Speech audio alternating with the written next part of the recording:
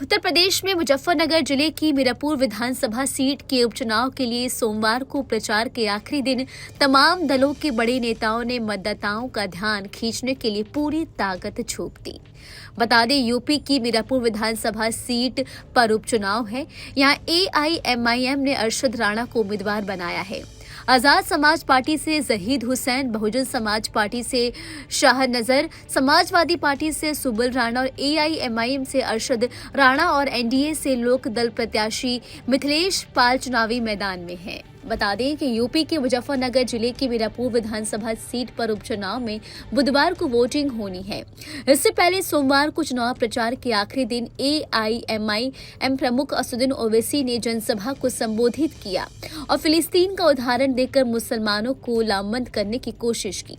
ओवैसी ने यहां सड़क, बिजली, शुगर मिल की क्षमता बढ़ाने, अस्पताल और बच्चों के लिए डिग्री कॉलेज न होने का मुद्दा भी उठाया। मीरापुर विधानसभा सीट से AIMIM ने अरशद राणा को उम्मीदवार बनाया है।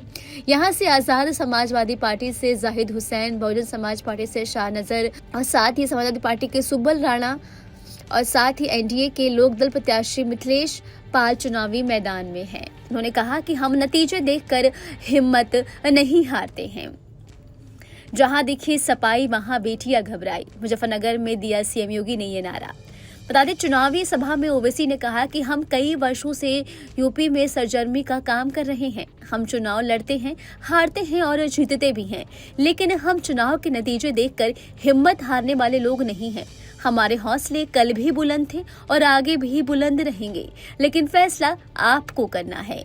मिसाल दे रहा हूँ, बुरा मत मानिए। उन्होंने कहा कि जमहूरियत में जब जंग करनी हो तो खूब डटकर मुकाबला करना चाहिए, लेकिन हम लोग जंग करने से पहले ही नतीजे पर पहुंच जाते हैं। जंग से पहले हार मत मानिए, डर के साथ वोट मत करिए। अगर जमहूरियत में जंग करना हो तो झगड़ा मुकाबला करिए, जंग से पहले नतीजों पर मत पहुंचिए।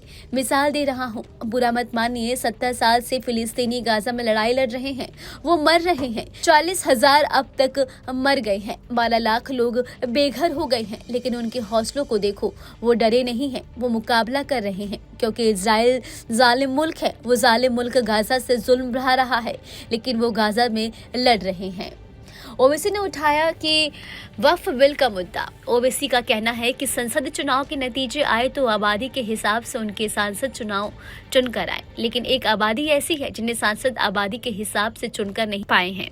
वो देश के अल्पसंख्यक समाज है, जिसका जिम्मेदार कौन है? किसी हद तक हम भी जिम्मेदार हैं।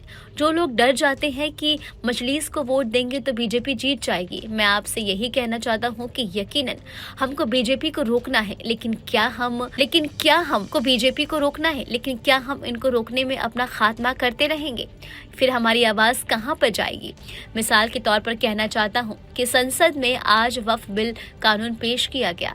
अगर हमारी पार्टी के कम से कम 3 सांसद सदस्य होंगे तो क्या मोदी इस तरह की हरकत करने के बारे में सोचते हैं? क्या आप जानते हैं कि वक्फ बिल क्या है? ये बिल कहता है कि कलेक्टर ये फैसला करेंगे कि यह मस्जिद, मदरसा, कब्रिस्तान वक्फ की संपत्ति है या नहीं। बता दें कि उत्तर प्रदेश के 9 विधानसभा सीट पर उपचुनाव के तहत आगामी 20 नवंबर को मतदान होगा। इनमें अम्बेडकर नगर की कटहरी, मैनपुरी की करहल, मुजफ्फरनगर की मीरापुर, गाजियाबाद के मिर्जापुर की मझवा, कानपुर नगर की सिसमऊ, अलीगढ़ की खैर, प्रयागराज की फूलपुर और मुरादाबाद की कुदरती सीट शामिल है। प्रदेश में जिन 9 विधानसभा सीटों पर उपचुनाव हो रहे हैं, उनमें से 8 के विधायकों ने इस साल आम चुनाव में लोकसभा के लिए निर्वाचित होने के साथ विधानसभा की सदस्यता से इस्तीफा दे दिया था। फिलहाल इस खबर में अभी के लिए इतना ही। आपको हमारा वीडियो कैसा लगा हमें कमेंट करके आप जरूर बताएं और हमारे चैनल को सब्सक्राइब करना ना भूलें।